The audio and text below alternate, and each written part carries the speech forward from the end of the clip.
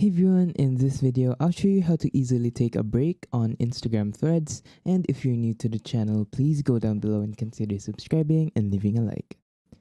So Instagram has just released this new Threads app, and there's a ton of new features, including taking a break. So I'll show you guys how to do that right now. So open your Threads app, mine is already open as you can see, and then just click on your profile icon on the bottom right here. And then here, just click on the two horizontal lines on the top right. And then here, you can click on account.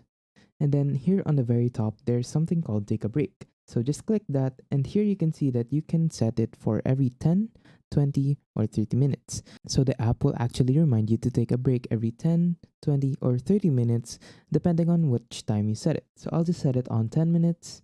And Threads will remind me to take a break every 10 minutes while I'm on their app. Alright, so if you found this video useful, don't forget to hit the like and subscribe button to watch all the upcoming videos, and goodbye.